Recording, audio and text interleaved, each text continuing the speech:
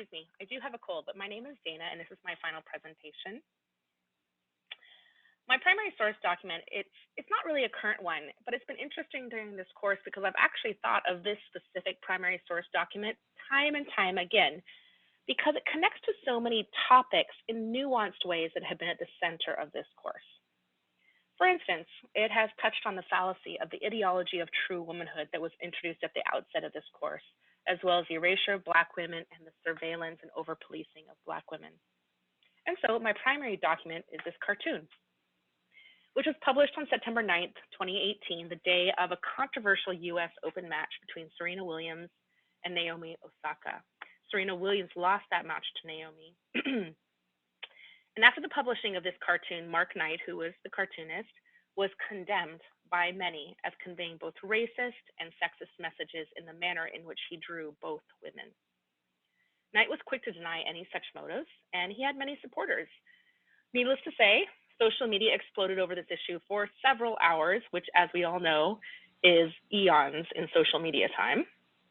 And it should be said that Knight is from Australia and is perhaps, just saying, less attuned to the racialized history of African American caricatures that have been employed to dehumanize African Americans over the centuries. So first, let's talk about two elements that are immediately evident in this cartoon. The first is, as noted above, just now, the use of these subhuman caricatures to draw Williams. These kinds of depictions dovetail with historical and contemporary, as you can see from the picture of the Obamas, ways in which Black women are not ascribed status, first as humans and secondly as women.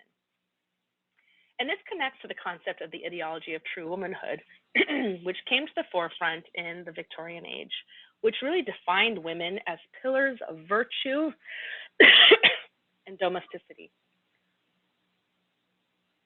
Pardon me. From Adrienne Davis's article on the sexual economy of slavery that we read early in the course, she reinforces the divergent perception of white women and Black women. So, in the ways in which there became a distinction between an understanding of womanhood for each, for Black women and white women.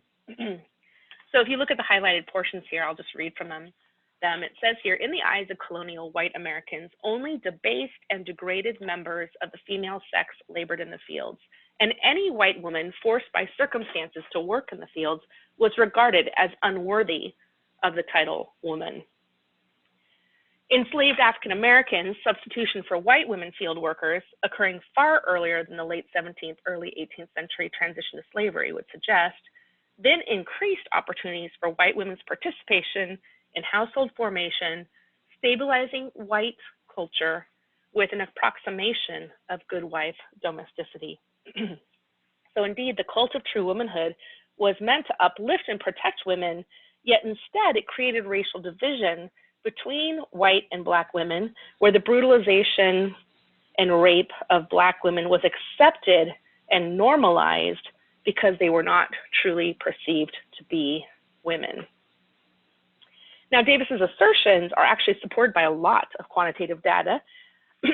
I did a lot of exploration, and I found this recent study by Coité and Threadcraft, where they worked with a number of participants to assess bias in the perceptions of Black women, and specifically the Black female body. I'm going to not read it necessarily word for word, but this is a very close approximation of what Coité and Threadcraft were saying, is that basically Blackness appears to be call up images of maleness, and femaleness is most readily associated with whiteness. And so furthermore, the authors are claiming that Black women who are seen in kind of this maleness lens are not ascribed the kinds of valued characteristics that are often associated with masculinity, such as noted here, intelligence. And now quoting specifically, instead, rather than being seen as similar to men, Black women were miscategorized as being men, which may constitute an altogether different form of social comparison. So this study, as well as Davis's article, supports that there are inherent bias and perceptions that fueled Knight's choices, even if they were unintended. So let's go back to our image. Knight vehemently protested such charges, specifically that he had drawn her in an ape-like manner, saying that he had drawn her as an African-American woman, that she's interesting to draw, that she wears crazy costumes, and that the only character that he utilized was that of a baby having a tantrum. Indeed, the cartoon has a pacifier on the ground, which is truly the only baby-like item in the entire drawing. Now, in some ways, I might be willing to absolve Knight of intentionally echoing racist ape-like allusions. Yet it is clear that his cartoon, at the very least, unconsciously mirrors those same tropes. Here we have Williams, a beautiful, athletic, stunning woman who is made to look manly with exaggerated lips and a protruding jaw. So even if Knight had no intention to evoke these racist ways of communicating that Black women are somehow less than our womanly ideal, he has, very much so, achieved that bigoted message. The second aspect of this image I want to address is perhaps a little more nuanced, yet equally problematic, which is an aspect of erasure.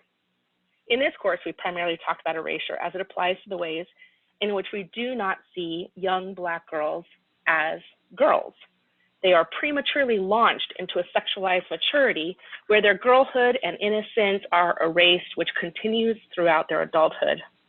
However, there are other manners of erasure. So let's return to this image. Naomi Osaka is Japanese. That is her nationality. But her family heritage is both Japanese and Haitian. Let me show you her family. So this is Naomi. This is actually taken on the same day of that match. This is what she was wearing. This is what her hair looked like. And this is a picture of her mother, also taken from that same day. Very moving. And again, her mother is Japanese. And this is a picture of her father. If we return to Knight's cartoon and focus in on Osaka, a woman of color, what do we see? Well, we see Osaka depicted as a blonde with straight hair and a fair complexion, a shade darker than the chair umpire, but certainly much lighter as in contrast to Williams. And one might ask why. This parallels the previous discussion because if Osaka is the hero, the adult, the woman, the champion in the room, and Williams is the anti all those things, then it makes sense that even as Williams is depicted in subhuman ways, the artist has made a conscious or unconscious decision to basically represent Osaka in ways that erase her Blackness.